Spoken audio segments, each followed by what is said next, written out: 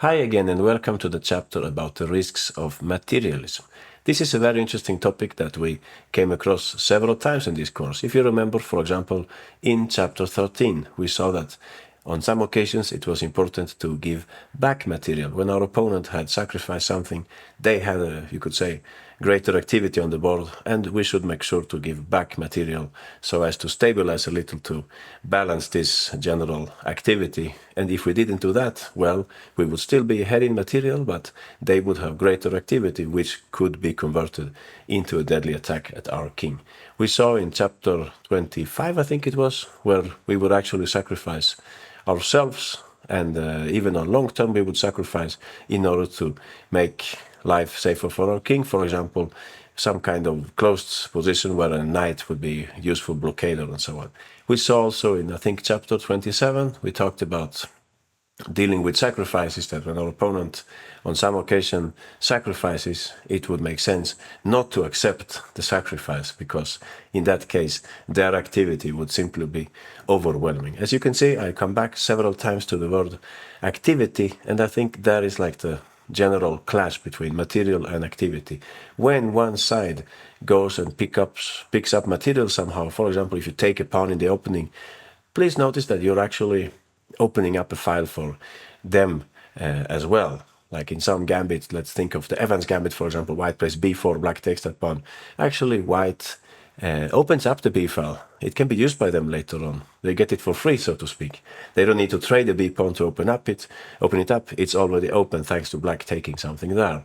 And likewise, you can say that when you take something, some of your opponent's pieces, a pawn typically, that piece which takes something, it has to go back, right? The opponent can win time, they can gain a few tempi by attacking the piece, our piece, which took something. So these are perhaps two simple explanations why taking material can lead to a lesser activity, you could say, than the opponent when we grab some material. So these are the two situations. I mean, one situation when you grab material, and the other situation that I would like to look at here is when you when you hang on to material, when you don't want to give it back, like in chapter 13. So these are the two situations which we will see many examples about. We have here opening examples, we have middle game examples. Our king can be in danger. It can be more of a positional nature, like positional defense, something in the pawn structure, or we have less space or something like that. Not related to king safety, but still we are somehow on the defensive. We have some endgame also, I think I have included here.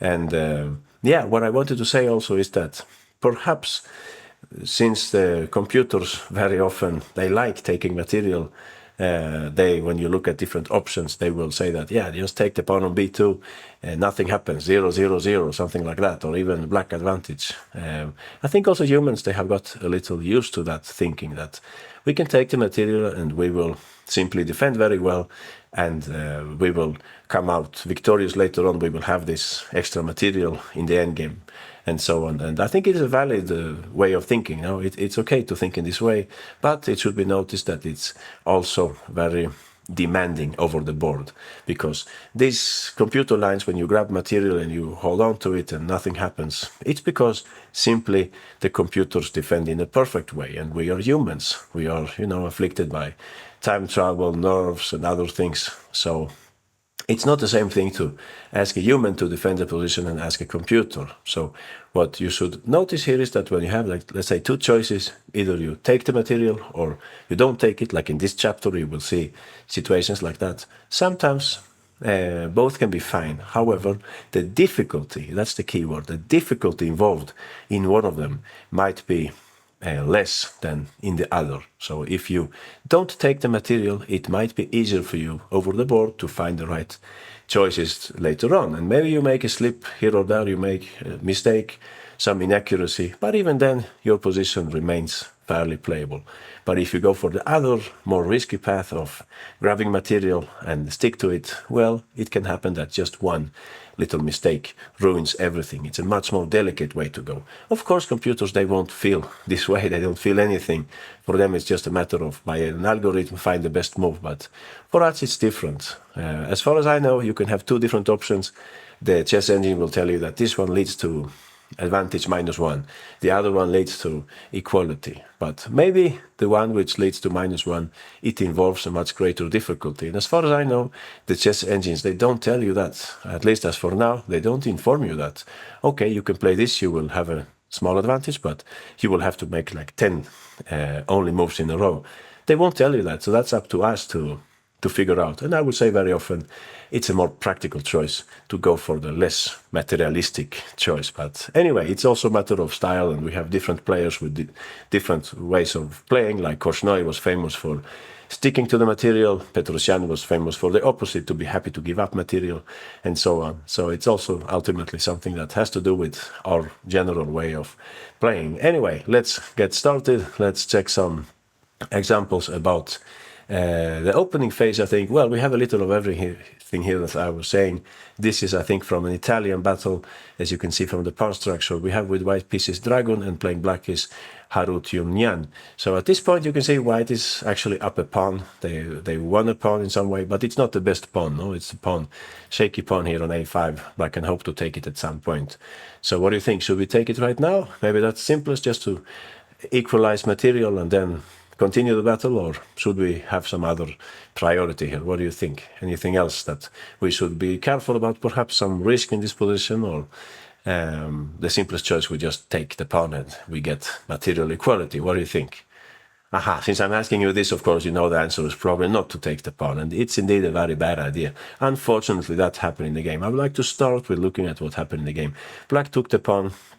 Now you see material is equal, but suddenly, as you can see, the king is very weak. There are not many defenders on the king side right now. And at this point, Dragon, he took the opportunity to launch a very strong attack. He played here knight takes d5, and after h takes d5, he played queen f3. You can see the queen gets ready to enter along the 7th rank, I was going to say, along the f file. Queen c7 was played in the game. Black can only cover one of these two squares. They covered f7, but now, of course, white invades on f6 instead. King h7, and more people to the party. Knight f3, of course. We will bring in the knight as well. Black played here king g8. White took on g5. As you can see now, we have some deadly threats here, like, for example, queen g6 might come up next, and queen g7. Maybe there is queen e8 mate.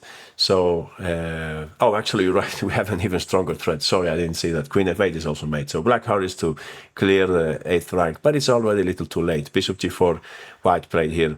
Very nice move, knight e6, because in this way, they get rid of that bishop. Now you have the threat of queen g6. So after bishop takes, queen takes, you can see that after king g7, black king is really in big trouble here. Queen g4 check, and after king h7, white made sure to start a mating attack along the h file. Exactly, rook f5, typical rook lift. There is no way black can defend against rook h7. It was actually time to give back material, but it's a little too late for that. Queen g7 after rook h5, queen h6. White can win in different ways. Here they first played queen g7. They will pick up the queen, they will take on b7, and ultimately they will actually have a big material advantage. So after all, the material that black gained, they had to pay it back with interest later on, you could say. So this was wrong. So what should then have been done? Well, simply, we don't take that pawn. We stay away from it. We will try to take it later. Best move here to fight back on the f file. You got it. We should probably play here rook f8. Now it's different. They can't really bring about that attack anymore. For starters, if they sacrifice on g5, they will have a rookless in the battle. We can trade rooks in that case.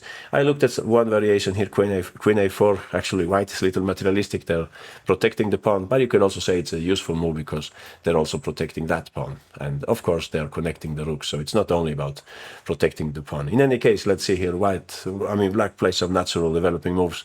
Bishop e6. Yeah, all the time we can see, of course, that the pawn is not in the air. So white plays now king h1. But actually black, instead of giving up the center here or letting white take, I don't know if they would take with the knight maybe to get some additional activity. What black can play here is simply queen e7. They have noticed a nice tactical feature here. Queen c5 can be played if white takes twice on e5 with some extra threats. What did I look at here? Knight c4, and after e takes d4, knight takes d4, we can simply trade rooks here. Rook takes, and rook f8. You can see that black is still a pawn down. Yeah, we have 6 pawns and they have 7, but you can see white's pawns are not in the ideal place. They have several weak pawns, as you can see. We have the bishop pair. Even if we lose one of the bishops, the other one for sure will be powerful. So rook takes, king takes. I think this was the computer itself said it was about equal. But even if white was better, this would still be our best chance because we are reaching an endgame with fairly good activity. It's just one pawn, you could say, and it's not the best pawn in the world. Yeah, I forgot to say also we have these doubled pawns. So yeah, it's a big contrast with the game, right? As simple as that. In this initial position, we should stay away from that pawn. Please don't take it. Our king is in big danger. We should start with rook f8. Things, how do you say? First things first, right? First, we should think about king safety, and only then we will consider snatching a pawn like the one on a5. All right, let's see. Slightly different example in this game between with the white pieces Bai Jingxi and playing black is Wang Hao, but it's not Wang Hao, the super grandmaster. It's a different Wang Hao, I think. Here at this point, you can see that black is again a pawn down, but they have fairly decent activity in this position. But okay, they have some problems here. You can see the pawn is hanging and the pawn is hanging there also. So my question to you here is: do you think we should just simply retreat the queen and protect both pawns, or do you think there is some smarter way to play with black here, some more active opportunity for black? All right, it's a tricky question because actually the best move here is to play queen g6. We should just keep it safe. What happened in the game? Unfortunately, Wang Hao went for material gains. He played here knight d3. The point is clear. There is a fork now against the rook and the pawn, and after rook e3, black is ready to give check and actually win the exchange here. Queen c1 check and king g2, knight e1. That was black's idea. Tactical, valid idea, you could say. Unfortunately, we give away our active knight, and also we leave our kingside sort of defenders. White, of course, took on e1, and after queen takes e1, queen takes h5, you can see that now it's very dangerous. They were not interested in the other pawn. They don't want this pawn because then black could take like that, and they have some counterplay in the center.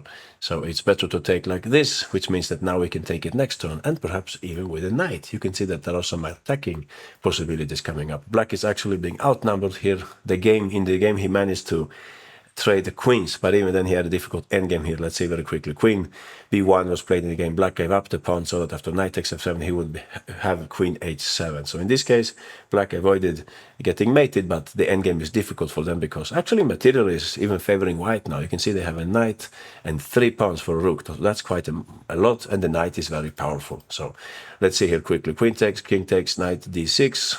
We are trying to take this pawn, I think. Rook a8, rook e7. Aha, that's it. Rook takes a3. Black has hopes of rook a2. White play f4 to make it easier to avoid black's counterplay. Rook check, king h3, rook h8. Rook takes e6, king g8, check, king g4. As you can see, white is very happy to bring in the king into the battle also. Rook h takes h2, rook e8, check, king h7, and knight e4. This is a good move. I think that was another idea, knight f7, but maybe black can just move the king perhaps, the pawn, sorry. But knight e4 is nicer. Now we're going this way, and we're actually playing for a mate here, believe it or not. But yeah, white has resources for that. And in the long run, of course, it's the e-pawn which will win the game for white. g6, rook e7, king g8, e6. Now we set up the threat of mate, I think, with knight f6 and rook f7. After rook a8, knight f6, black had to go to the corner, king h8 and rook f7. Black resigned because I think they have no way really to stop this threat. So yeah, total disaster. Unfortunately, black shouldn't have taken that exchange. It was tempting to do it, but it's wrong. I tried it in exercises. Students would fall for this as well. We are very, you can say, sensitive about these possibilities to win the exchange, for example. But we need to have like a bigger picture here. So the bigger picture tells us that we should be careful about our king side. Queen g6 was better. I will be honest with you, this is still a tricky position for black. Black is still under some pressure here, but at least they keep some chances. One plan for black would be to play h4. Another idea, maybe if we're fortunate, we can break with f6 and take and bring in the other rook, something like that. I looked at one line here. If white plays rook d1, trying to bring the rook to the attack, we could quickly hit with this pawn, h-pawn. We talked about this several times in this course. Whenever you put a pawn on the 6th rank for black, I mean, or 3rd rank for white, or is it the opposite maybe, but you see what I mean, a pawn, far advanced pawn, h-pawn, it can be very useful in several contexts. So for example here, if white plays rook d4, we play h3, and as you can see there are already mating motives. In any endgame, it's good to have the pawn here, What could happen here? Queen d1, rook a8, rook f4. White is piling up against the pawn on f7, but black can go for activity now. Queen d3. We're trading queens because we're interested in taking this pawn. That's my variation here. Queen takes, knight takes, and after they take on f7, we take on a3. And thanks to this little pawn on h3, we actually have nice counterplay here. So rook takes, rook takes, rook takes, or knight takes, sorry. Oh, else we take on e5, I think. Rook takes a3, and you can see that black has plenty of activity. So that's what they should have played. Queen g6 was better. Of course, you can say that, hey, why do we have to allow h4? Why don't play h4 myself? Well, maybe in this case, black would try something like that, and rook takes. Not completely convincing. We're still a pawn down, but we have decent activity. The knight is not so bad. It's ready to go to d3 on some other occasion, right? So still there will be chances, but what they played in the game was simply too risky. They won the exchange, but basically they lost the battle for the king side. So this was an important move here. Queen g6, what would you say, abstaining from taking that exchange. It was better to play it safe on this occasion. All right, in our next example, we're playing with white pieces. It's some kind of King's Indian battle. You can see that there is a funny rook on d4. It turns out that black recently put a rook on d4. I think they played something like that, rook d4. So what do you think? Should we take that rook or should we do something else? What would be your choice here in this game between Woodward with white pieces and the Shliachtenko playing black? Aha, let's see what happened in the game. Since you know which is the chapter, of course, you would say, hey, of course, don't take the rook because this is a chapter about the risk of materialism. When you're actually completely right. Please don't take that rook. That's what he did in the game. After e takes d4, you can see that suddenly black has a very nice square coming up on e5 for their knight. And not only that, I think there is a surprise here that white underestimated. After knight e2, black played knight e5 and white simply castled because you can see knight e3 is coming up, sorry, like that. So they castled. And here came a very powerful move by black. So what do you think? Is there any move in particular that you like for black? If you think about what white has in mind, you can also find it quickly. One of white's few chances here for activity would be to play b4. They would like to open up the game. After all, they have an extra rook, so they're interested in opening up files. But black can stop this exactly. That's a very pretty move which Shliachtenko played in the game. Queen b3, very pretty because, as you can see, something's going on the king side. There are two ideas here, very interesting. Queen h3 and queen f3. Both are interesting based, of course, upon the idea of a fork on f3. I think I have seen this in the Grunfeld in some variation also. Interesting queen sack on the third rank. So that's what happened in the game. Black is definitely the one having the initiative here. White played rook e1, and now black just took the pawn on h4. They keep this queen move in the pocket. After knight c1, they did play it. Queen f3, very beautiful, bringing the queen to the attack. We get ready to play maybe something like queen g4 and knight f3. White took in the game, g takes, knight takes, king d2, knight takes d2, rook a1, rook b8. Yeah, you can see for yourself, material is, what would you say, objectively about equal, but look at black's activity, just fantastic. All their pieces are very active. White's pieces, we cannot say the same thing. This is like some kind of misunderstood bishop. It's not useful for anything right now. Black had a very good game, and they later on prevailed, I think, on the queen side here with the c pawn. So this was not a good idea by white to take that rook. It was too optimistic. After all, we're helping them to create greater activity because they can take with the e pawn and bring in the knight on e5, which is a game changer, I would say. So what to do then? Well, we'll have to move the queen. Okay, there are a few different squares. We can probably rule out queen c2. We don't want to give up the exchange just like that. So queen e3 and queen c1 left. If we go queen c1, I think they have bishop d3 anyway, and they might be interested in taking the pawn at some point, even with the rook, I think. So best choice here, queen e3. Not completely intuitive, you could say, because now they could play rook d3, but then we can actually just go back, and it's different than the game now. As you can see, they don't manage to put a knight on e5. We could castle, or later on we could try to play b4. Aha, is this my main line? Yeah, I think so. Queen e3 was the best move. After rook d3, queen c1. Black could play something like bishop d7. They're now trying to play bishop h6 and rook d2. It's always important to try to see through the opponent's threats. So we should probably try to avoid this. How can we do that? Well, we should include this rook in the battle. Queen c2, good move. So that after bishop h6, we can go rook d1. Now we're covering this square. And we're trading off one of their most active pieces. Rook takes. We can take with the knight. Yeah, actually, I looked at this move also, if you thought about it. It's a funny move, but there is a problem with this. I can take on, I think I take on d7, and if you take here, I can take on d4, and I have queen a4 in the end. So this is not really working out for black. So after rook d1, maybe rook takes, queen takes. No, not queen takes, sorry. I'm wrong, because we hang this pawn. So knight takes, of course. Yeah, you're right. Queen a7, rook h3. Funny move. We want to include a rook like that. I think castling had some some difficulty. Now, if we castle instead, what would have happened? I was just curious about this. Yeah, maybe we can play that also. Aha. What will black play? Interesting. Maybe something with c4 and try to put a knight on c5, something like that. But yeah, actually, I'm not sure why I didn't put castles there. But this seems also playable. In any case, rook h3, it's a pretty way to include a rook.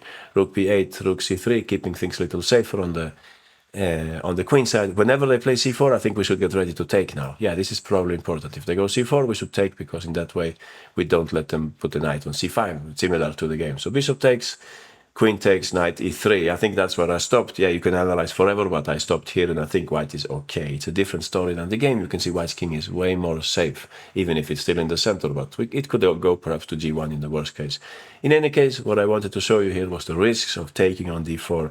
We win the exchange, but we invite their knight to the game, and they have this very nice move, queen b3, coming up later on. This was not a good choice. It was better to simply refrain from taking that exchange. It was better to play here the move queen e3. Perhaps not completely intuitive, but yeah, you have to sometimes really check different options and no feelings and so on. It was better to keep the game closed so that black's knight won't enter. All right, let's see a completely different pawn structure. This, I think, comes from some kind of queen's gambit, maybe, or Nimso Indian. Yeah, no, probably not Nimso Indian. Maybe Sicilian Lapin. Yeah, it can happen in many structures. In any case, you can see what's this position about. Black has the bishop pair, but white has a slightly better pawn structure. What about king safety? Well, I would say, as usual, whenever there is a pawn on e5, this usually means that attacking chances improve for white. So black should be on their guard here. One plan that white might consider. What do you think that might be? Can you spot some kind of attacking idea for white? Aha, maybe they would like to put a knight on d4 and try to do something on the king side, if possible. Put it on a5, but okay, we can't do that right now because the queen is there, but maybe we could try to prepare it somehow with queen d3, maybe, and put the knight on f5. Something like that would be a valid plan for white. They would also manage to block the pawn on d4. So what happened here is that black in this game with the white pieces, so how I'm playing black, Santos, Ruiz, it seems that Santos, Ruiz noticed a way to win a pawn. So he went for that. How do you think black can win a pawn? Well, if you look carefully, you can see that there is one pawn and there is one minor piece which are like hanging in this position in white's camp. That's what he played in the game. He played here the move queen a4. On other occasions, this could be a good move because we win a pawn. White cannot really defend both these two pieces at the same time. But in the bigger context, if we talk about attack and defense, which is indeed what's going on in these first examples that we are looking at here, it actually gives white a golden opportunity to go for an attack. So what do you think white play at this point? Aha, they don't, they can't do anything about it, sorry. They don't sacrifice, they simply admit that they have to lose something. They played here the move knight e4. Very pretty, of course. Now we're happy because the knight can come to f5 just like that. Please notice that white has no plans on taking on c8 because in that case black would take with the bishop, and in that case the bishop is covering the square. So knight d4, very good move. Black took on c1 and after bishop takes c1 so that the rook keeps protecting the knight. I think at this point already Santos Ruiz noticed that this was dangerous for him because he didn't take on a2. If he takes on a2, if he sticks to his plan, you can see white's next move here. Of course, as soon as possible we play knight f5, else maybe they can use this. You remember the prophylactic arrangement with bishop f8 might help their chances. So knight f5 after queen takes a2, knight f5 is very well timed. So what to do with that bishop? I think there is no good choice here for black because we have queen g4 coming up also. Even bishop h6 you can see is an idea. Pawn takes a queen g4 and so on. So difficult for black this situation. I looked at one line here, bishop d8, not the move that black wanted to play, of course. Queen g4, mate d1 is the threat. After g6 we can probably play bishop h6, and after rook e8 I think there was a problem with this rook, right? Rook e8 and knight e6. Exactly, there is a fork right coming up. So complete nightmare for black this game. After knight e4 they actually changed their mind, bishop a6, but it's already a little too late. Unfortunately, having brought the queen to a4, I would say it's been too tempting. Now, one, because it moves away the queen without any big point, and two, you have to go back with the queen probably to keep track of the light squares. Yeah, 2 tempi, that's quite a lot in a middle game situation. Let's see what happened here in the game. White played queen g4, and now you can see knight f5 is one threat because we have some kind of tactic situation. Now knight takes, the queen is hanging, right? So queen takes, that would be knight takes e7. And the other threat, of course, is bishop h6. Let's see very quickly what happened in the game. They played rook d8, and white didn't want to play knight f5 now because after, you can see queen takes, knight takes, they have now king f8 prepared, so that after pawn takes, they would take on e7 and they will have material equality. Yeah, exactly. Bishop d5 can always be met by f6. So no thanks. We want to continue the attack. First b3 here, very clever move by Soham. He would like to first move away black's queen. Queen b4 could be met by bishop d2, and the queen must leave anyway. So, all right, the queen went home, queen e8. Now we continue with the attack. No trade of queens anymore. Knight f5, bishop f8 was played in the game, and white played nice move here. You would think maybe bishop h6, but black was prepared for that. They were going to play g6. Much nicer move, bishop g5. Yeah, you will soon see the difference here. If rook c8 fighting for the open file, white had a nice tactic here. If you look carefully, you can see that the bishop is defending the pawn, so it can't move too much. Exactly, some kind of overloaded piece situation. You got it. We can play here bishop e7, I think. Very pretty move. As you can see, we're about to play, I think, knight d6 maybe. That's one idea that we are playing with, and maybe we can also take, and yeah, some other tactics coming up next. But yeah, difficult to see a good move for black in this situation. So bishop g5 was played in the game, rook a8, sad move, bishop f6. Now black has to play g6. The problem is that now there are new mating ideas for white, no longer on g7 perhaps, but something along the h file or something with the queen and the knight. You can imagine yourself. What he played here was queen g5 first, about to play knight h6 at some point, but there is another move which is very important here. After h5, white hurried to bring in the last piece to the attack. Exactly, rook d4, mobilization to the attack. Now, as you can see, there is this primitive plan of taking h5. Black can't really do anything about it. Look at this very nice continuation. Queen e6, rook h4. Anyway, very beautiful. Queen takes a5. What did white play? Aha, you got it. Rook takes h5. How beautiful, you see? We have rook h8 mate coming up anyway. Queen b1, and after king h2, black played bishop g7, and white found a very nice way to finish off this game. I think there are two different ways, but you can pick either one. Queen h6, it works also. Yeah, that's also very pretty, of course, to mate like that. Bishop takes, rook takes, and there is mate on h8. But in the game, he played in a different way. He played rook h8. Very beautiful. Next move is queen h6, no matter what black plays. They played bishop takes, queen h6, and after bishop takes, pawn takes, black resigned. Actually, they resigned a few moves earlier, but what a beautiful picture. Now we are down a lot of material, but we are mating here, thanks to white's, yeah, great attacking play.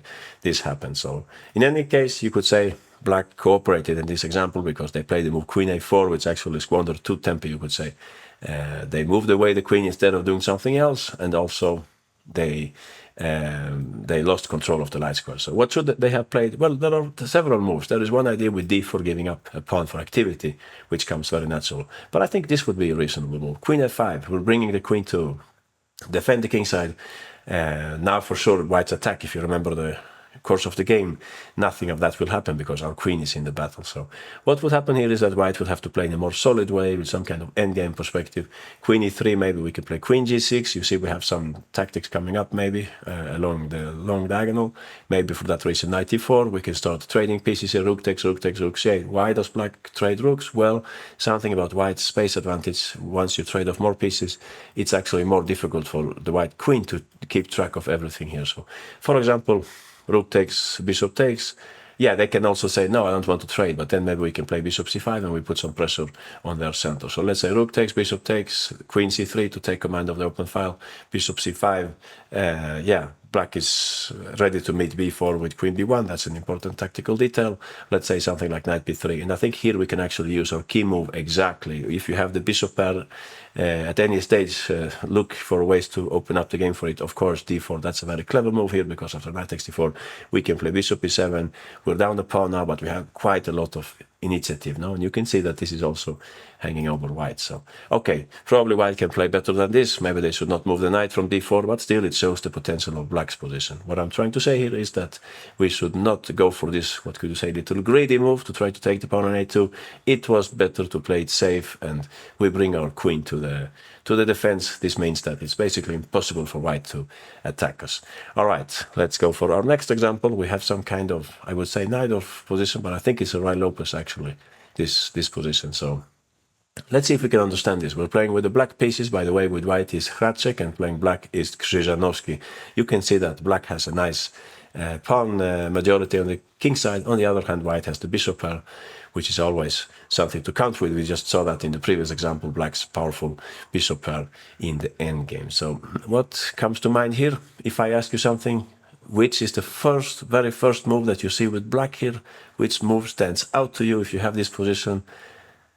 Okay, I think we're talking about the same move, right? The very first move that we observe, I think, is the move e4. Most of us, we are very, you could say, attracted to this kind of move when we attack something with a pawn, for example. So what about this move? Should we play it or should we look for something else? What do you think? Is this the best choice? It appears as if white's knight is in some danger, right? They can't really move the knight somewhere.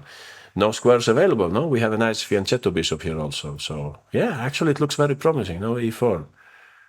Aha, that's not right. Aha, please don't play e4. That's what Krzyżanowski played in the game. That was a bad decision. He won the exchange, but yeah, that's why we're in this chapter, right?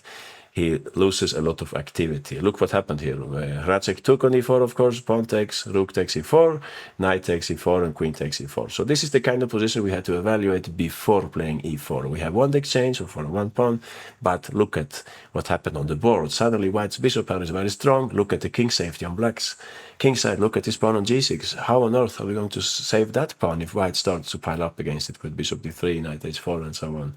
Terrible, no? All at the cost of one pawn, you could say white got all this. It was a very difficult game for black. They played knight f6, queen b1, so that the bishop can be used on d3.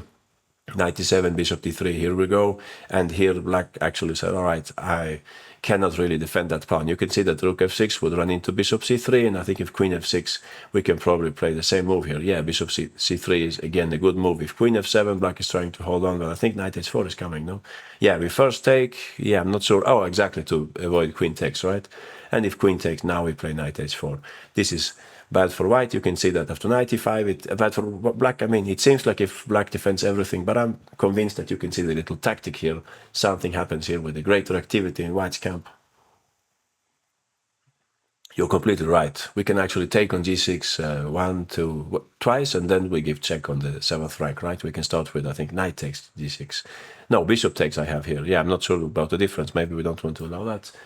I think I know the difference. If you take like this, they will take, we take, and they will move the king. But if we take with the bishop instead, we keep the knight on the board. Yeah, in many attacks, actually, knights can be a bit stronger than bishops. So this makes perfect sense. Knight takes. And now black cannot take back because, as you can see in that case, they run into rook c7. Total disaster. They're losing the queen now because the king cannot defend it anymore. So if they play something else, yeah, that's the point, right? We keep the knight active, and we can, yeah, I mean, we can also take the exchange if they play king g8. So something like that happened in the game. After white played here bishop d3 in the game, black simply played a takes b5, just declaring defeat on the king side, you could say. Bishop takes g6, king h8, queen takes b5. Now I think material is fine for white. Actually, they're slightly up, I would say. Knight c5 and bishop b1. Easy move to understand. Of course, white would like to launch a battery, but in this way with queen first. Not many defenders on black's king side. They played queen e7, and after queen c4, they played here rook e8, so that they can probably interpose on e4. I think that's the idea maybe, but white didn't commit the queen yet. They found a much nicer move. You can see something going on with distances. Sometimes if you want to find the best tactical move, you can look at distances. Please look at these distances, and you will see what I mean. Exactly. Knight h4, that's what white played, so that the knight can settle on g6. Black didn't have a chance in this game, and white went on to win. So, what did we conclude here? Well, e4 was a tempting move, but it's wrong because white sacks the exchange and they get a very nice light square initiative or light square pressure. Black's pieces were not ideally placed once that happened. So, what to do here with black? Well, much better if we use common sense. We have one piece which is not very active, and if we really want to play e4, perhaps we could do it a little later. So, let's start with knight f6. I think that was my move, right? Yeah, knight f6. Now we want to go e4. It's not the same thing anymore. Something like h3. Now we can take on b5. So you will ask me, what about this with the pawn and when to take and when not to take? Well, I think what black would like to do here, they could play e4, but they could also try to put the knight on d7, which means that we can go e4 without letting white play knight d4. But if we play this straight away, once we take on b5, maybe they can take with the bishop and try to activate the bishop on this side. So if we take now, we discard knight, bishop takes, because then the pawn is hanging. So now if they take with the queen, now we can play knight fd7. I think this was the point, right? Because if we play e4, yeah, indeed, after h3, if you play e4, you actually invite knight e4. So it's better to wait with e4 until we again control the diagonal. Why did white play h3 then? Yeah, good question. I think it's something about if we had e4 in and after knight e4 we could go knight g4, we will have attacking chances. So in a way there is an explanation to every move. When you analyze with the computer, for example, try to establish what's the point of each and every move, else we are basically just copying and pasting moves, right? So h3, I think I remember the point was that avoid knight g4 after some later e4, and after this, black takes because they want to commit white to take with the queen first, not with the bishop, which could give the bishop some extra possibilities. And now we play knight fd7. Now we're ready to play e4. If white goes back with the queen, we could actually now sack, we could now go for e4 and let white sack. Exactly, that's what I was trying to say. Now we go e4. If pawn takes, rook takes, we can actually take this time. Knight takes, queen takes.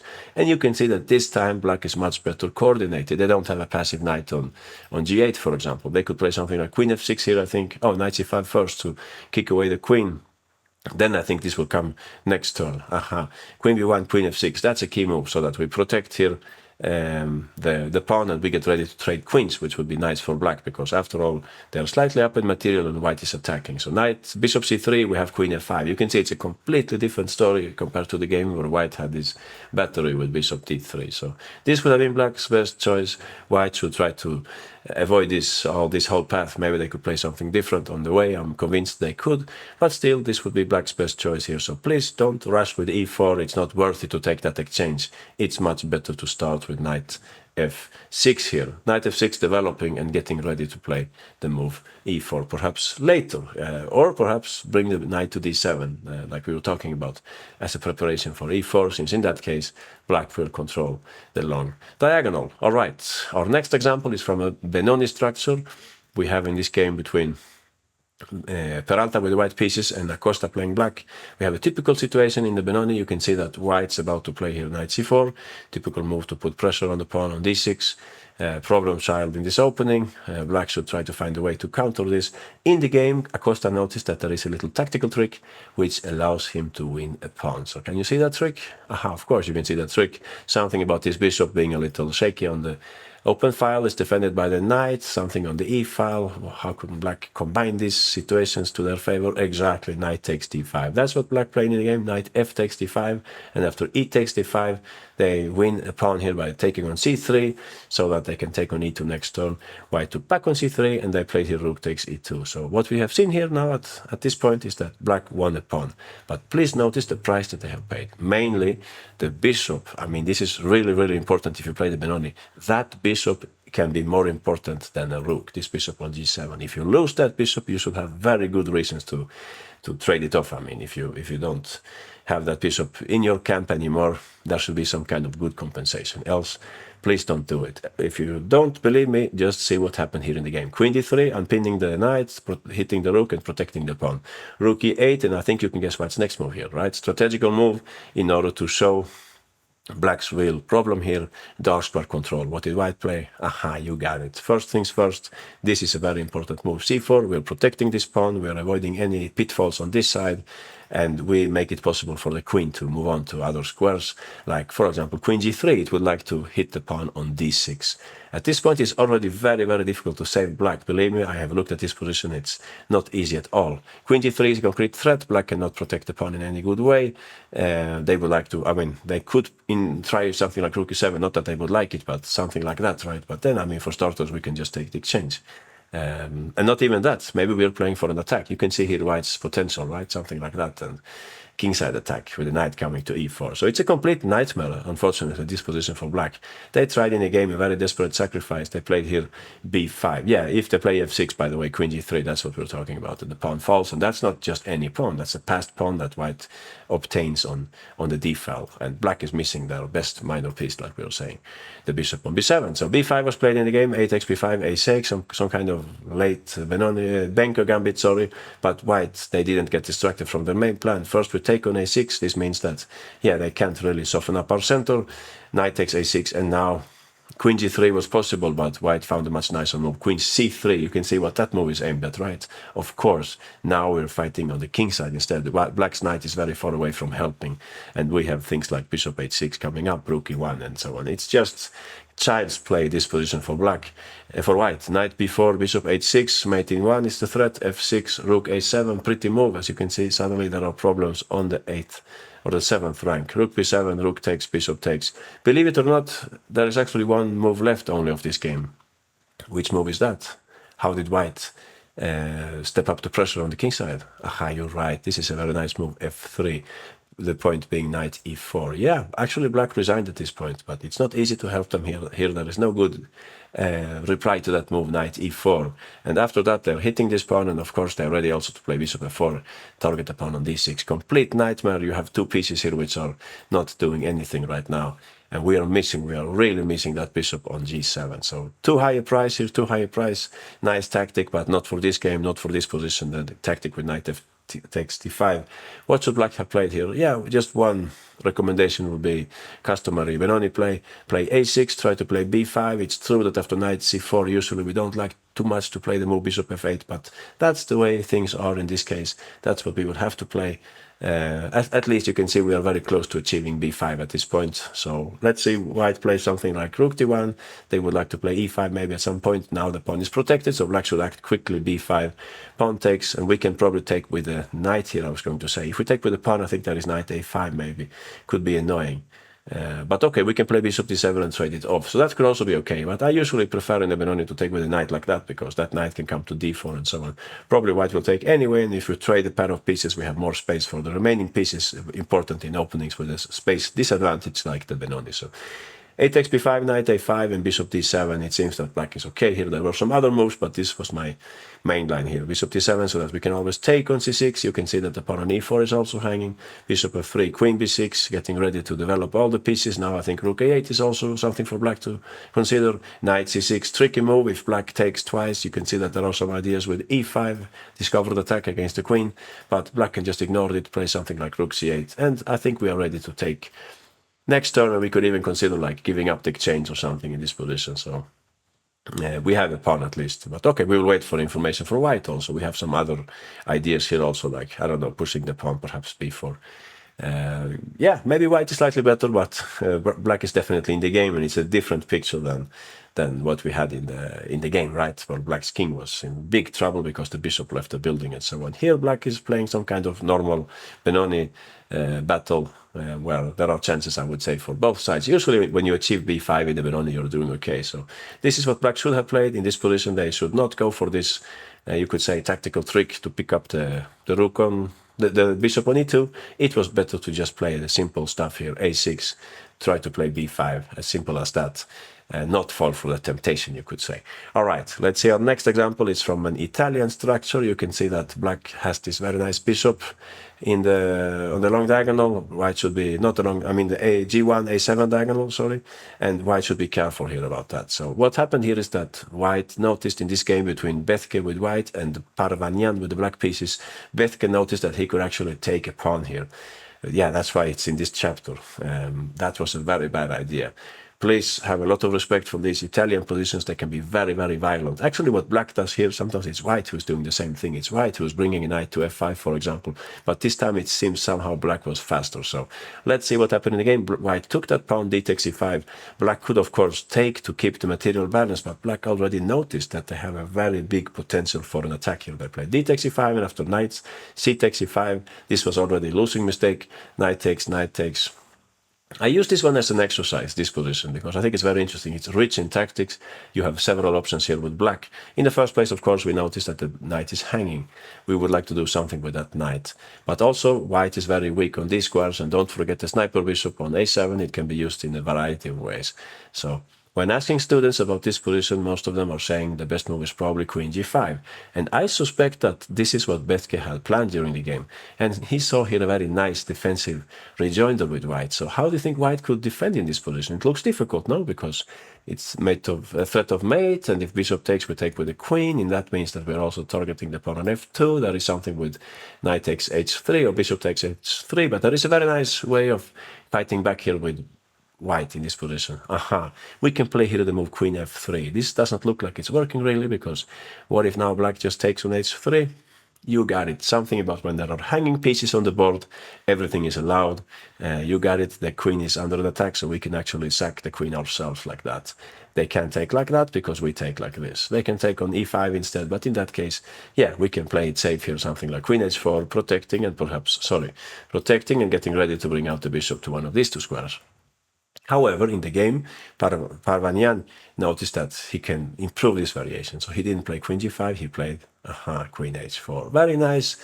It's some kind of, what can you say, logic of the position. Now, black has so many pieces in attack, there should be something. Now, it's really difficult to defend with white. You can see that the big threat, of course, is to take on f2 in either way. But at the same time, also, we're even ready to play rook d8. So all the pieces are in the battle now. Difficult for white. They played in the game queen f3, and black found a very nice tactic. I must say this is not a typical tactic, so it might be not so simple to find it. We are used to looking at moves, forward moves, no? When we are attacking, move the pieces forward. But here it's actually backward moves, which wins the game for black. So what do you think black played here? Backward move, what would that be good for? Difficult one, right? You got it, knight g6. I think that's a very pretty tactic. It's so unexpected, no? What's going on here is that if they take with a knight on g6, we take with the pawn, of course, and now we get that f2 because we have the rook in the battle also. If they instead retreat the knight somehow, unfortunately, they cannot just retreat it anywhere. If they play something like knight c4, you can see what's going to happen, right? That's right. The knight is not on g6 by coincidence. It's ready to go to e5 after taking, bishop takes, knight e5. White is lost because after queen e2, as you can see, the queen will be doing two things at the same time, so we could just exploit this by taking on c4, and if they take, well, we'll take with the queen and we pick up the rook like that. So knight g6, fantastic move. If you play knight g4, that's what I played in the game. I think black will just continue in the same way. Exactly. Bishop takes, pawn takes, and knight e5.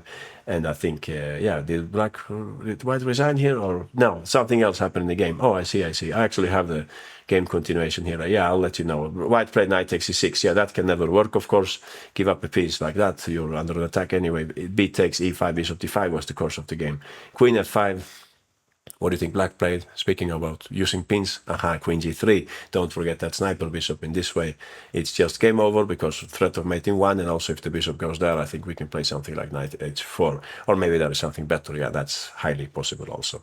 In any case, this was a little disaster what happened in this game. White got too materialistic, I would say, taking that pawn. They shouldn't have done that. What was better here was just to retreat the bishop. I have seen some game by Petrosyan where he does this also. He puts his bishop like that. It's very safe. Many players do that, not only Petrosyan, but that's what I remember when I see this picture with the knight on f4 and the bishop on f1. So what could happen here now if, queen f6, we can just take on d6, I think, and rook d8, we just take on b7, and that's 2 pawns. Even I will be a little materialistic here. I don't see exactly how black's attack prevails, but we have the bishop in this nice place taking care of the g2 pawn. So maybe e takes d4, and now what was the point here? If we take with the pawn, I think there is d5. Black is trying to have white settling with a bad IQP, you could say. Not the best IQP situation here. If pawn takes, maybe you take simply with the bishop, and it's not so nice for white to play with this. The activity, it's black's, right? So it's better to take with a knight. You're completely right. We'll take with a knight instead. Now maybe the queen can come to f3 also. What would happen here in this case? Queen g5, and we play queen f3, right? Is that how it goes? Now it's a bit of, you remember, by the way, the idea, right? Yeah, we're actually back on the same track here. Knight h3, we have queen takes h3. That's what we talked about previously. If bishop takes h3, white has a different tactic here. Let's see if you can find the tactic. White to play and win material.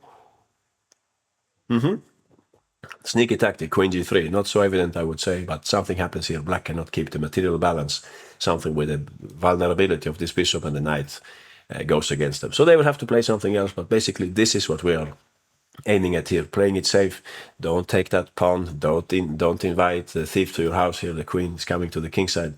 Play it safe, please, bishop f1, and we would be okay in this position. Not the best Italian that I have seen, but also not the worst. We keep track of our weaknesses, and we can later on fight for the advantage. Maybe something like bishop e3 and queen d2 is also something that we can do later. Okay, let's continue. Let's take a Sicilian. This is from the Sicilian Kalashnikov, I can see, from the arrangement of the pieces. The c4 system, I think it is. Black played with fianchetto Black's last move here was b takes c4 in this game with white pieces Audi, and playing black is Fyodorov. Fyodorov just played b takes c4, not afraid of anything here. You can see what's going on. He's actually inviting white to take a piece. Unfortunately, white took that piece in the game. They played here the move bishop b6. This should not have been done. What do you think is wrong with that move? How do you think black replied? Aha, you're right, queen g5. As you can see now, white has deliberately, they have moved away the bishop from the defense, and that's going to have a high price. In the first place, you can see that knight h3 is a resource for black. White cannot take on h5. In that case, we have this fork coming up. So Audi, he saw this, of course, and he had prepared here the move h4. So far, so good. We understand white's idea, deflect the queen from the g file. We actually had an example like that. If you have good memory, you will remember the example with Matlakov with white, where he did this in the chapter about, what was that? Intermediate moves, maybe, long time ago. Yeah, anyway, we had this situation with the pawn on h4, deflecting the queen on g5. Black took on h4, and after bishop takes e5, white continues with her plan here, but look what black had coming up now. Bishop takes d5. This is a move I like very much. It shows the logic of this position. The bishop is not that useful in the attack. The most useful piece right now from the minor pieces is the knight. The knight on f4 is a killer now in this attack. We should try to keep it on the board. On the other hand, so when we take here, we avoid white from taking on f4. That's the first impression here. Secondly, once we take on d5, white took back on d5. Now we get a chance to play e4 at some point. Maybe not right now, but we can do it later. This means that our bishop can also join the attack. Please notice I'm not talking about taking the exchange. I'm talking about bringing the bishop to the attack. That's our main point here. So what black played here first, they played the move queen g3. This is very clever because we win like a tempo by threatening knight h3 and knight f2. So white played here bishop b6 to cover that, and that was actually the decisive mistake in this game. They had to find a very difficult move here, a move that nobody likes to play. It was the only chance. We're back in the chapter about giving back material. You're right. They have to play here rook e2. That's difficult. I'll be honest with you. I'm not sure I would find it myself here over the board. Point is that, like we were saying, the knight is very strong. The rook is not that strong. Something about activity in material again. We have also this sneaky move coming up, bishop e1, so maybe they would take on e2. We take back here with the bishop, I think, and after e4, yeah, we will have to play this quickly, bishop e1, to smoke out black's queen, and we would still have some chances of survival, although I prefer black in this position in any case. Like both rooks have active files and so on. In any case, let's see what happened in the game. They played bishop b6, trying to prevent this invasion of the black knight, but now black took on b3 so as to open up the game for the rook, and after a takes b3, the key move here, of course, the key move that any Kalashnikov player or Dragon player would love to play, you got it, e4. Now, too much pressure on white is very hard to defend in this position, so too many pieces hanging, you could say. They played in the game here, rook takes e4. If f takes e4, black would give this check, and I wanted to ask you, what do you think is black's next move here? Aha, we talked about this. By playing e4, we actually enable bishop transfer to the attack. Bishop e5, you're right, this is a killing attack. We have this coming up, and obviously, if they try to defend like that, you got it. We made them in two moves here, right? With the knight first, please.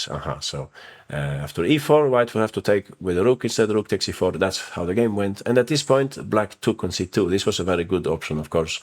We are actually getting back some material, but even stronger was to play here bishop takes a1 and knight takes e1. I think he saw this, of course, Fyodorov, but the next move perhaps it escaped him. But if you look very carefully, you can see that we have something about aggressive exchanges here. There is one piece that black would really like to trade off, one of white's pieces. Which piece do you think they would like to trade off? Aha, you got it. When you have a rook fighting against two minor pieces, very often you try to trade off the remaining rook. Rook f8 was very strong here because we're about to take on e4, which means that they lose this defender in their camp, so to speak. Our remaining rook will be very strong. I couldn't find a good way to defend white here. Just one problem here is that if you play knight c2 at any stage, black will take, and they can then move over the queen to the other side like that. What else did I look at here? Rook takes e8, rook takes e8, knight c2. Was this my variation? And rook e5. Yeah, rook e2 is interesting, but then white can actually sack the queen on e2, get 3 pieces versus queen. But rook e5 is just killing because, yeah, you can see where that rook goes with a very strong mating attack. So Yeah, bad news for white here. In the game, they played instead rook takes e2. Not a big mistake, I would say. In practical terms, the game is still very difficult for white. Queen takes, queen d2, and bishop e5. That's what happened in the game. White, actually, they made the right choice. They sacked on e5 at this point. They got some counterplay, but they couldn't save the game in the end. All this happened. White's misfortune can be explained by the fact that they went for this greedy move, you could say, bishop e6. We shouldn't have done that.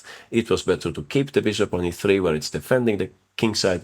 It was better to find another way to find compensation, so to speak. One move I looked at here, I have seen it several times in the Kalashnikov, knight c4. Very clever, because in this way, okay, we give away a pawn, they can take on b3, what we take back. Please look at white's activity at this point. All their pieces basically are active in one way or another. Also, they can maybe cash in on a6 at some point. So something like rook b8, and I looked at different moves here, but rook a3 looked like the smartest move to protect this pawn and get ready maybe to take on a6 next turn, right? So maybe black should take on d5 now to trade off the knight on d5 to keep the a6 pawn under control. Still after bishop takes, knight takes, queen takes. I think white would have a very nice game, right? Like that. This would be heaven for white. Fantastic. Just compare with the game. So maybe more critical, knight c6. That's a smarter move. Yeah, I think so.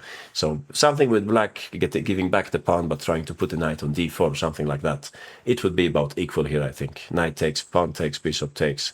And black would play something like bishop d4, and we play king h1. Yeah, I think it's about roughly equal this position, or maybe white is even slightly better, but probably not so much. Black is solid also in this game. In any case, it's not that relevant, the exact evaluation. What we understand here is that white was having a choice between grabbing material or playing it safe, trying to keep the position balanced, and the latter was preferable here. Knight b4, that was the best move here, in order to keep things under control, not retreating with the bishop from the kingside defense and so on. Okay, time to move on. Let's have a look at the later stage of the game. I wanted to show you also when we already have the material advantage, like in this case, you can see in this game with the white pieces, Kozul, and playing black is Saric, you can see that white is actually pawned down here, but they have plenty of compensation. So it's up to black here. Should we try to keep the material balance, or should we consider giving back something? That's the big question here. Since you know in which chapter we are, you know the answer already, of course. In the game, unfortunately, Saric played knight g4. This was not a good idea, because now white's bishop remains unchallenged along the long diagonal, typical feature in this Catalan kind of position. So what happened in the game? White, Kozul played here the move, I think rook b1, hitting the queen, and suddenly there were tactical issues here. You can see bishop b7 is just one idea, rook b7 is another one, depending on where the queen goes. So queen e8 was played in the game. They hurried to play rook b7. You can see that now black is under big pressure. This is a plan for white also, or perhaps we could even go that way with the rook. Rook b8 was played in the game, and white said, no thanks, I don't want to trade off my active rook. They played rook h7. Black desperately trying to create counterplay here, they played f6, but this also means that there are some weaknesses in black's camp. White hurried to play knight e6, as you can see, if bishop takes, pawn takes, white has a very nice passed pawn, and the rook is extremely strong along the 7th rank. So after knight e6, they played instead queen d8, and as you can see, black's weakest spot, which one do you think that is, and how can you attack it with white? That's completely right. Ever since they played f6, the pawn on e6 is very weak. White hurried to play here queen c4, double attack against the knight and the pawn. After bishop takes d6, queen takes d6, check, king h8, queen takes g4.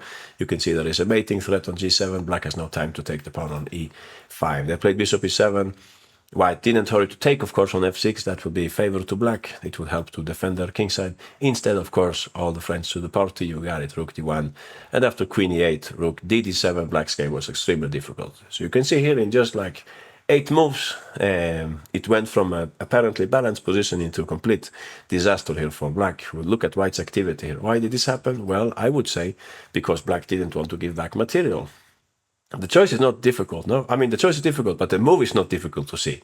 The choice might be difficult because we hate to give back material, or we don't like it so much. Well, after seeing this chapter, perhaps you will be more positive towards this idea. So you got it, the right move here, knight d5. We give back something, but we are able to eliminate this very powerful bishop on g2. It's worth it, definitely. Yeah, what could happen here? Bishop takes, pawn takes, rook takes. White has a slight advantage.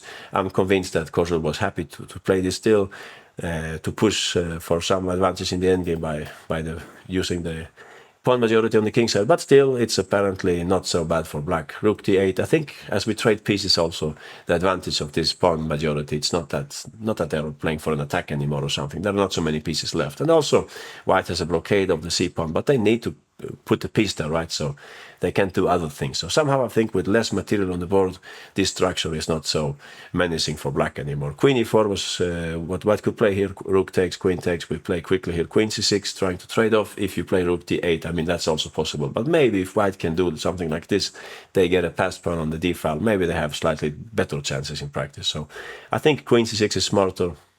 And yeah, let's just try to trade queens or ultimately put our queen on e6, blocking a little. Queen takes, rook d1 or f4 maybe, and f6, trying to bring up the king. That would be the best plan. So I think it shouldn't be difficult for black to save this. Not so much material left on the board. That was the best choice here. Give back material with knight e5. It's not a good idea to hang on to the material. White has too much activity here with rook b1, rook b7. It was smarter to play knight e5, just giving back. We are okay with that. We want to get rid of that powerful bishop. Okay, in our next example, it's a slightly longer example. It's from a Nimso, I think, with a3. White played a3 early on, and we have the double pawns on the c file. You can see that strategically it's a complex battle. White has a big weakness on c4, but they also have more space. And at this point, what black should do here, before they take on c4, they should ask themselves, is there any kind of risk here, like positional risk? You can see that the king is not so exposed here. Black's king is fairly safe, but is there anything else that they should be worried about? Well, if you know that old game by Bronstein, I remember seeing it many years ago, Bronstein with white against Simagin, I think it was, you know about this picture. What Bronstein did in that game, he put the pawn on d6, and he like froze the position, so black's pieces would not be able to work together, to cooperate, because they didn't have maneuvering space. And that's exactly what happened in this game, because in this game between with white pieces, Johansson and playing black is Hyman played here bishop takes c4. This was a very bad idea, because look what happened next. White took on c4, and after knight c4 we have the key move of this game. Of course, you know it. It's exactly what also Bronstein played, d6. That's what he played. This is a killer move, not for any imminent tactics or some fierce king's attack. It's about strategy here. Black won't be able to bring back the game into normality, because this knight has simply lost maneuvering space. It can only go to g7, and from there probably it can just go back. So what happened here after this, the game is long, but we can go over it quickly. b5 was played in the game. White starts working on the queen side, of course. That's where the action is. They don't want to open up the king side, because maybe that will give the knight chances to get back into the battle. So they start working on the queen side here. Queen a5, queen b3. We are ready to play something like rook b1, maybe targeting the pawn on b5. Queen a4 was played in the game. Maybe this was not the best choice, but still, it was a tough position for black. But this probably helps white, because now the b file is open. Queen takes, pawn takes, rook b1. We're ready to invade. In the long run, this is our key plan. Try to take that pawn on d7. Knight e7, rook b7, rook f8, and knight f1. Nice move. The knight was not doing anything. White is directing the knight towards the center. Try to trade off black's most prominent piece at this point. Knight a5, rook b5, knight b3. Black avoids that, but white will soon insist with the idea. Bishop e3 first. Development. We're hitting the pawn on c5. There was rook db8. Black momentaneously get control of the open file. Rook takes, and knight d2. So you could say that if it wasn't for the knight on g7, you can put it somewhere else on the board, and maybe black is much better. No, imagine having the knight on c6 or something like that, d5. But it's not there. It's on g7. It's doomed to passivity. It can never really come back into the battle.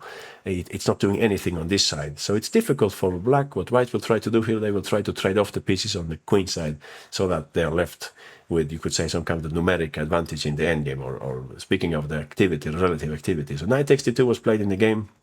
Else white could maybe play something like c4 also, or maybe put the knight there, something like that. Knight c4, rook b2. Some different ideas that they can use here at this point. So knight takes, rook b3, and here white played simply bishop takes c5. After rook takes c3, we don't want to trade these two pawns, of course. What we want to do here, we want to bring the rook quickly to the battle. But right now the bishop is in the air, so of course bishop b4, and after rook c4, rook b2. Very clever move, because white will move the bishop, and then they will invade with the rook one way or another. Rook takes f4, that doesn't really matter to us. Bishop a5 will, after the d pawn, after which our d pawn will be very powerful. Rook e4, rook b8 check, king f7, rook d8. Clever way to attack the pawn, so that black cannot take control of the pawn with the king. After rook takes e5, rook takes e7, check, king e8, rook e7, king f8. Rook takes a7, you can see that white just made it to defend the bishop on a5. They are ready to play d7. And poor knight, poor this knight. We can't blame the knight for all black's misfortunes, no, but you can see that it didn't help in any way during the whole game. Yeah, you also have some tactic with bishop c3, that's correct, coming up next. So black, I think, resigned at this point. What should they have done then? Well, if this is such a big threat, you got the answer, of course. We should have fought back in the center. We should have played here the move d6. Interestingly, this had actually been played before. There was a game I was looking at, Rodrigo da Silva versus Sega. Some years ago in Brazil, I think they played like that. If pawn takes, we can just play queen e7 and we get back the pawn one way or another. In the game, they played here queen e2 and black simply brought the knight to g7. Now it's a different life this knight is living because it can take on e6. It's not a passive place anymore, g7. White played bishop d2 and black simply played queen d7. Very simple play by black. They would like to bring in all the pieces here to the battle. We're not in a hurry to play something like knight b3, for example. Rook ae1, rook ae8, queen f3. At this point, it was difficult for white to progress in this position. It's not easy at all. You have also queen a4 targeting c4 coming up next. So they played here queen f3, hanging a pawn, you could say, but it was difficult for them. Bishop takes, knight takes. Dream position for black. They later on went on to win. Evidently, we can find something better for white on the way, but in this way we at least see what's going on here. Black is not interested in taking the pawn on c4 immediately. They can try to attack it later. It's a long-term weakness. Black's main priority is to create counterplay in the center before white closes the doors with d6. That's why this move is so important. It's so important to play this move d6 with black. This is a key move so that we avoid then from playing d6. Difficult case, yeah, and something that we can definitely learn from, especially if you play the Nimzo Indian with the black pieces.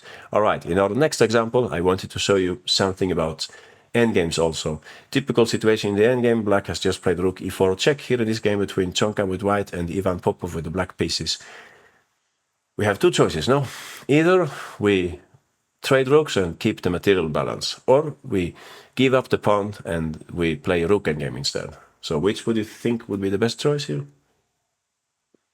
Okay, of course, since we're in this chapter, you know the right answer. Yeah, we should stay in the rook endgame, but this is not only in this example. I think it's something very, very universal. Almost always the right choice is to avoid that pawn endgame, or at least whenever you enter a pawn endgame, think of, I would say, three things. One, who has the more active king? Two, who has the better pawn structure?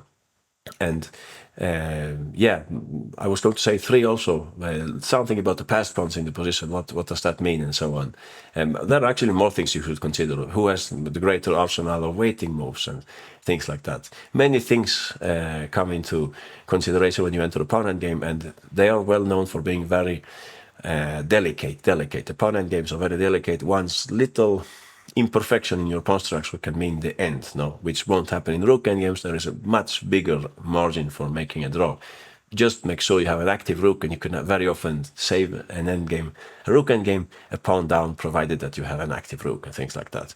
I think I talked a little about this in Mastering Endgame Strategy, by the way, in the chapter about trades, yeah, about exchanges, chapter 7, I think it was. In any case, let's have a look at what happened here in the game. White unfortunately made a wrong choice here. They played in the game rook e3. This was not a good idea because now, as you can see, black has a few different advantages here. We will come to that. Okay, black took on e3, and after king takes e3, which are then black's advantages? Well, one, something with the pawn structure dictates that there is some kind of chance of creating a passed pawn, outside passed pawn on the queen side. It might not happen because white can hold back against this, but it's something to take into account. Two, the pawn on e5 is weak. It can be attacked quickly if black brings in the king. And three, yeah, black's king is more active. Black's king can be brought to the 5th rank before white's king can do the same or something like that. Is that really the correct way of putting it? Maybe not. You would say white king is also active here. But then maybe I will go back to number 2. This pawn is very weak. There are pawn structure like that when you have a space advantage, but suddenly they can start like shouldering against you with the king. They will try to enter with the king and attack your weak pawn. Also, you can look on this side of the board. Yeah, we will see that very soon, but you can see it's easy to see here that g5 might be a good idea for black. Anyway, let's see what happened in the game. King c6 was played. You can see king d5 is a big threat now, hitting the pawn and also making sure that the king can go that way. So white played king d4, of course, and here black finished off white's waiting moves by means of g5. I think this was not the only way to win. Also, king b5 was also also promising, because in the long run you always have this plan of walking over to the other side.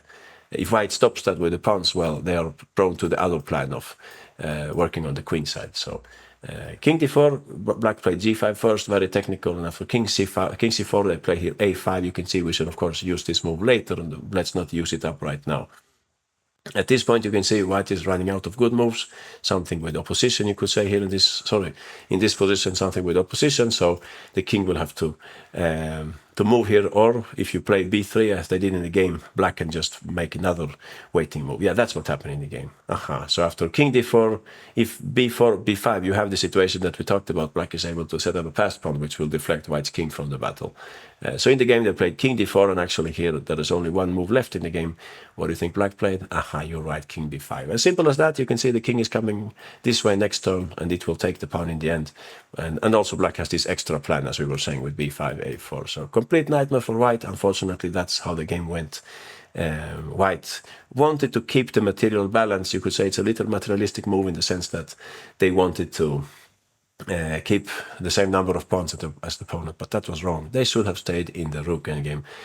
When you play rook endgame, as I was saying, try to look for maximal activity. Which is the best sector of the board for the white rook? Of course, you got it. We would love to go to the 7th rank as usual.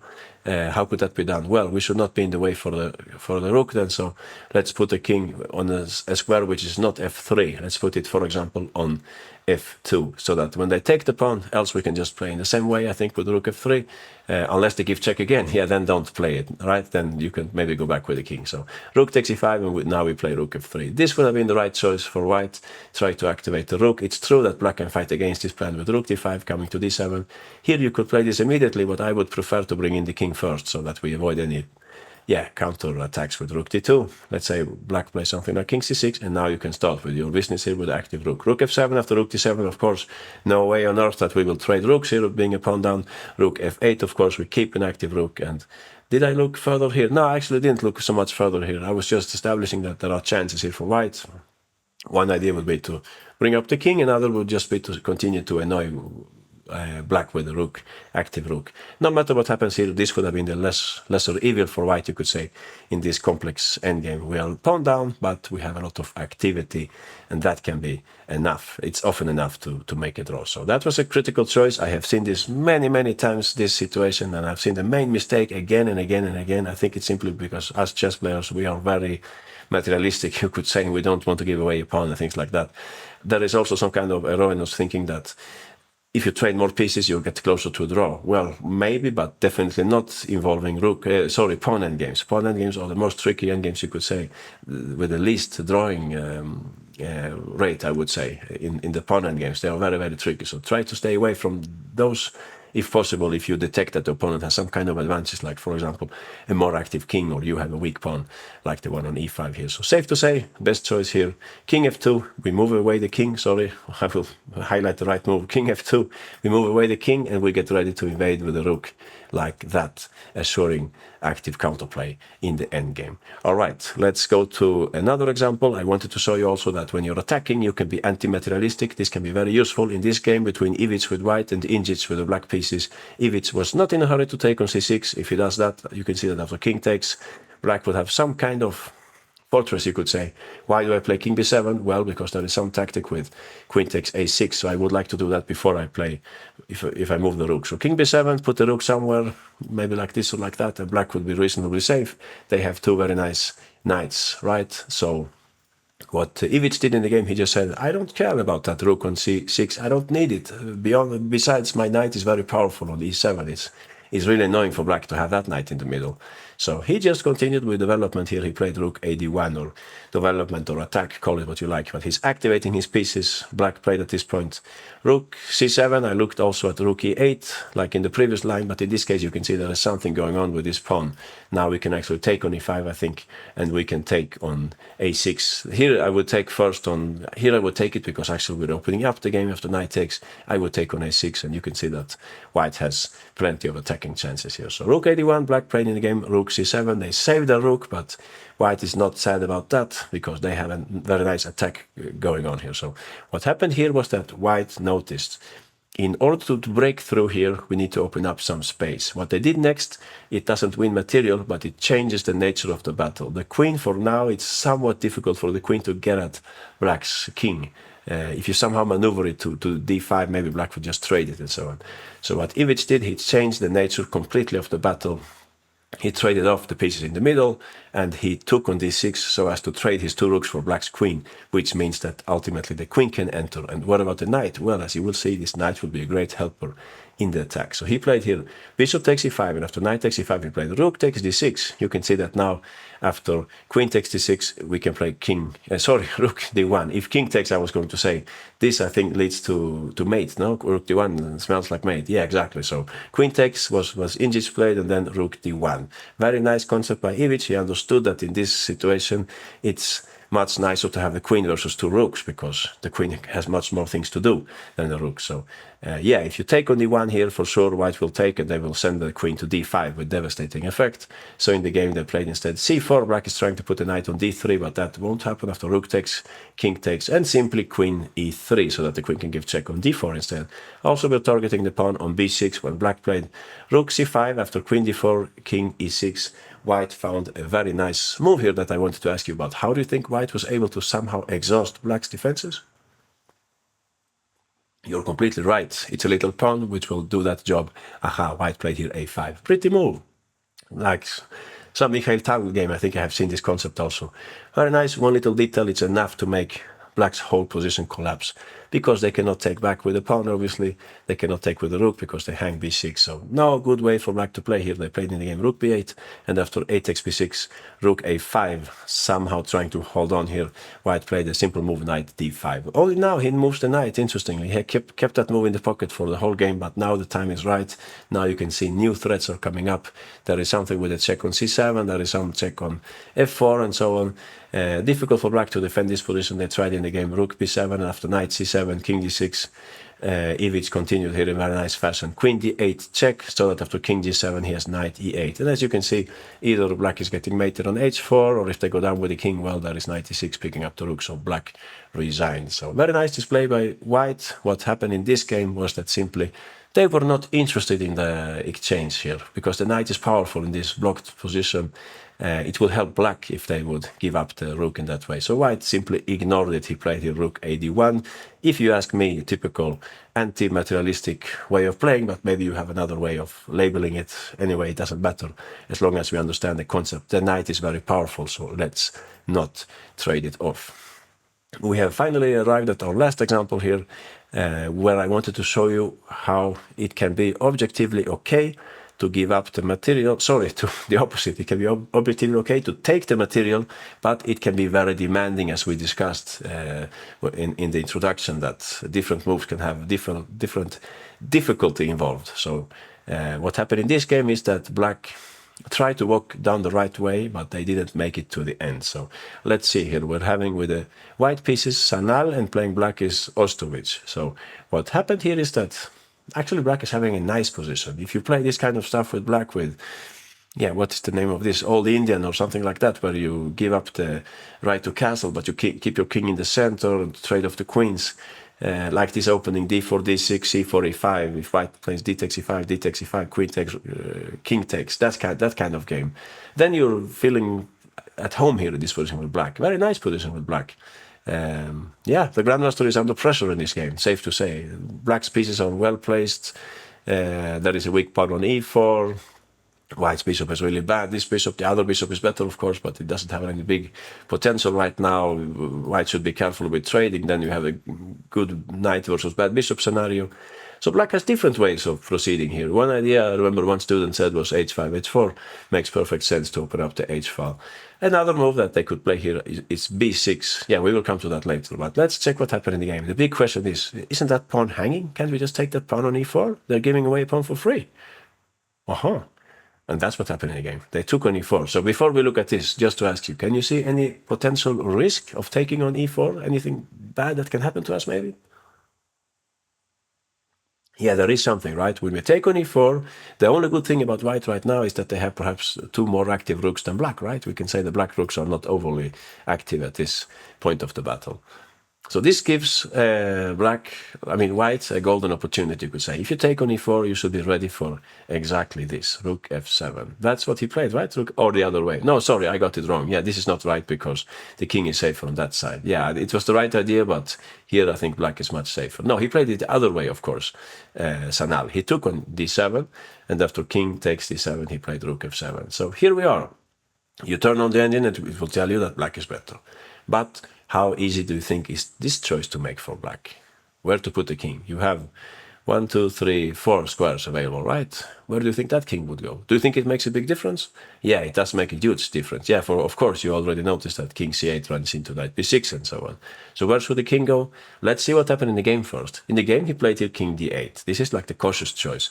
We don't put the king into difficulties. What happened next is that white had fantastic activity. They started with knight b6, hitting the rook, and after rook a6, they continued with rook d7. Why did they play this? Well, because they can now introduce the bishop into the battle with tempo.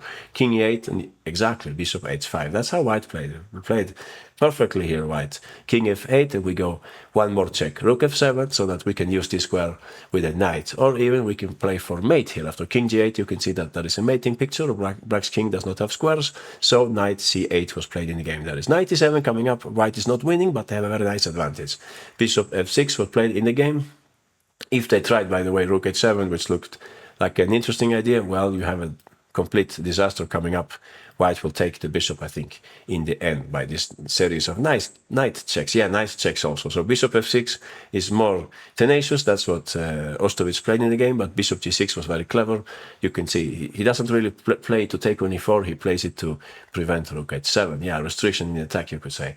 It was a very difficult game for black, and white later on went on to win. It's hard to move here with black, actually. And white has some different ideas coming up here next. I don't know exactly what they would play. Maybe they'll just take the pawn. Yeah, that's also possible, right?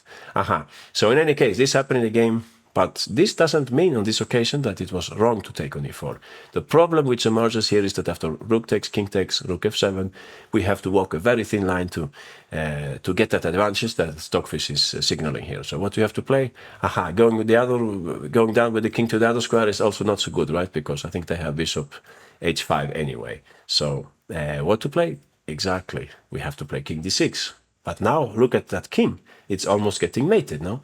White has two interesting ideas here. If they could put the bishop on here or there and make black's knight move, they get c5 in perhaps. It's already smelling like mate with maybe rook d7 in the end. So what can happen here is that either way you play bishop f3 or play bishop d3. If bishop d3, you would have to find here the move b5. Yeah, not an easy choice, but I think this is the only really good move. If you play knight c5, I think black would have difficulties. Now take, and bishop f2, you cannot come back because you would run into this tactic that we just described. And if you play instead bishop d4, I think white can take the bishop with b4, right? Something like that. And pawn takes, king takes, bishop takes, and okay, it's still a battle, but evidently white has some pressure, and also rook takes b7 is maybe coming up next. So this would be very dangerous. So you have to find, after the move bishop d3, you have to find b5, counterattack, right? For Stockfish, this is simple. For us, not so simple maybe. Bishop takes, pawn takes, bishop f2. White is one move away from giving mate, but you find, of course, c5. You give back you see the concept of giving back material. You give back material, and here the engine will tell us that black is better because they have an extra pawn, which we can understand. All right. So this is one of the variations. The other one, if you put the bishop on f3 instead, now it's slightly different, I think.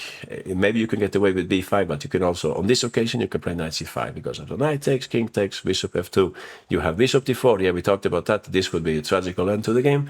Bishop d4, and b4 we try again to deflect black's queen. Pawn takes, pawn takes. I think they have to take. If they play king takes, I think we go bishop e2 check, and there are some difficulties for black still. So king takes, and we take on d4, and black should find here the move rook f8. Very important to play this move to create more activity. If rook takes b7, I think we have king takes c4 simply, and the two bishops are in that case hanging. So white will have to play rook takes, and yeah, black is better in his endgame. The rook is powerful, the king is active, and so on. But honestly, how simple is this to see at the board? We are moving the pieces, right? We did like 10 moves, I think, or 8 moves. Right now we have analyzed. The black king, I think it went from here, and it went over there and over to that side. I don't think this is trivial to see at the board. So what I'm saying is that maybe the computer will tell you that this is okay. But in that case, you will have to make sure that you can navigate through all these variations, no? That you can see all these resources, that sometimes you can play b5, sometimes it's better to play knight c5, your king is not getting mated, and so on. But I think that's difficult, especially if you're like in time travel or something. It's risky to walk down this path. So in my opinion, you can do this. It's a matter of choice, but I would recommend that you play something safer, especially if you have this nice position. I understand if you were in big trouble and it's like this last exit to walk up the king, like in the chapter about the brave king, right? But if you have this kind of pleasant, comfortable position, why on earth would you go into this? I think maybe when Black played this, they just forgot about this resource, rook takes c7. That's what I think. Had they seen it, they would have said, okay, I better not enter this.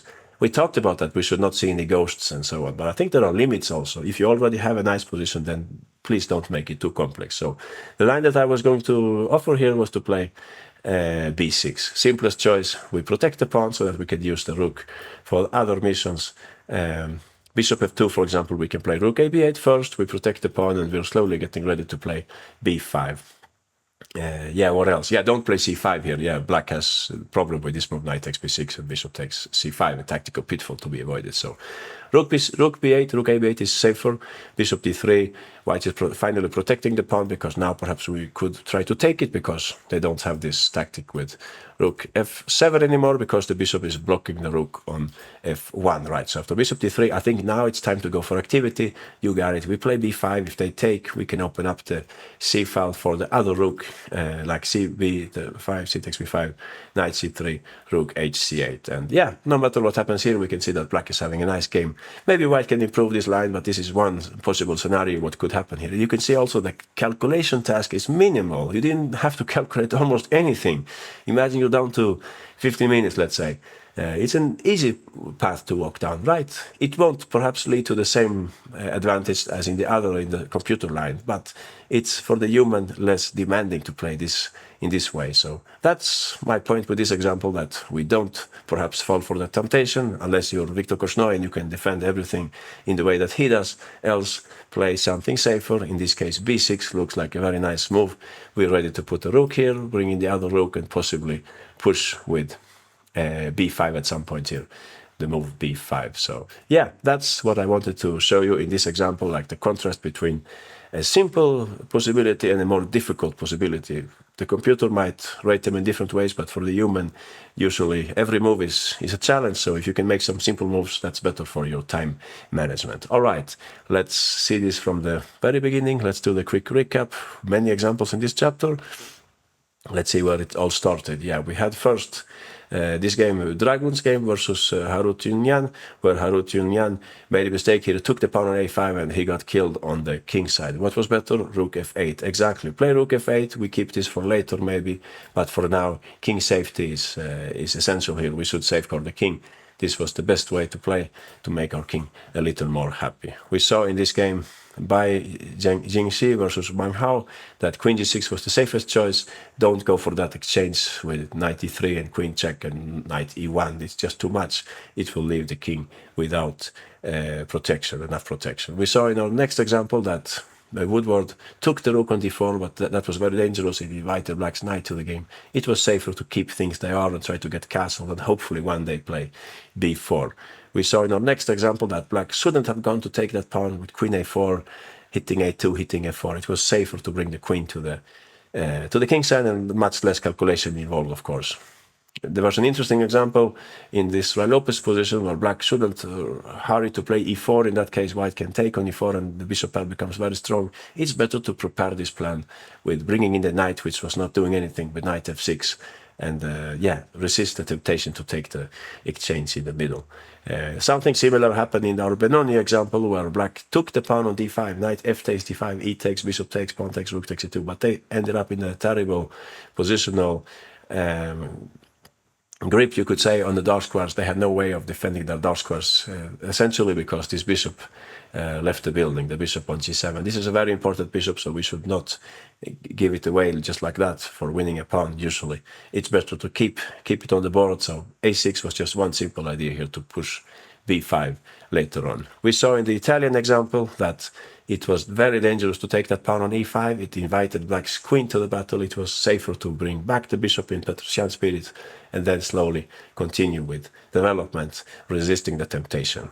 We saw in the Sicilian Kalashnikov example that white played this move bishop e6, and after queen g5 suddenly black had a fantastic attack, all their pieces basically participating.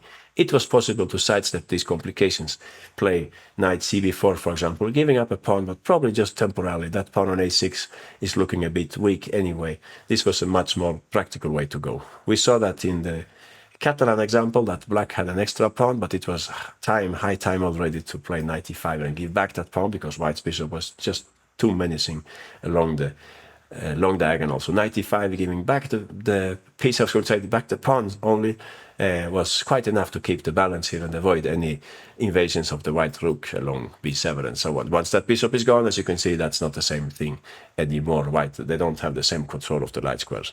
We saw in the Nimzo-Indian example that black should hurry to play d6, else white will put the pawn on that square. They will play d6 in Bronstein spirit, and it will be difficult for black to save that game, not because their king is in danger, but simply because their two flanks, they're not easily connected. We have that knight in the middle, that useless knight on e8, which cannot get back into the battle. So d6, think about, you could say, the well-being of your pieces. The knight on e8 is now very happy about that move.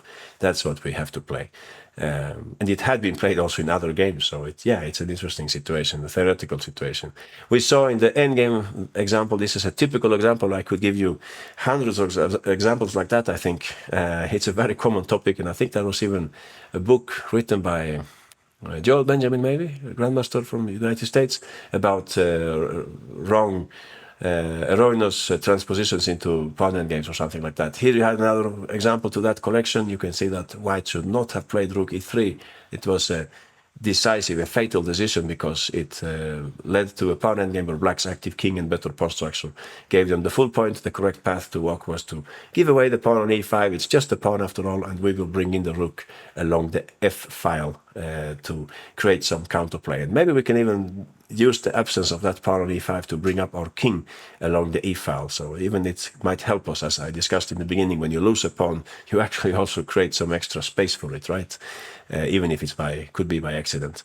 And finally, we saw almost finally, we saw in the attacking example here that Ivic wasn't interested in taking on c6. He regarded correctly that his knight was very strong and he shouldn't give it up so soon. It's very powerful, this kind of closed position. What he instead did was to bring in the last pieces to the attack, and he got ready to do this nice operation of trading two rooks for a queen so that his own queen would enter and attack in a better way black's exposed king in the middle. And finally, this was the example we just talked about the choice between an objectively correct path but practically difficult, and another simpler, perhaps not top choice by Stockfish, but easily managed by a human plagued by time trouble or nerves or whatever. b6 we were saying here, to just play rook ab8, rook c8 and start action on the queen side. Another plan, by the way, h5, h4 is also promising, but that was the right spirit here. If you have a nice position already, don't make it too complex by taking some pawn and inviting the opponent to launch a complex attack. That's what I would call anti-materialistic thinking, when you think firstly about activity and the well-being of your pieces and so on, and perhaps we can have the material considerations, we could have them like in second place. All right, thanks, and see you in the next chapter.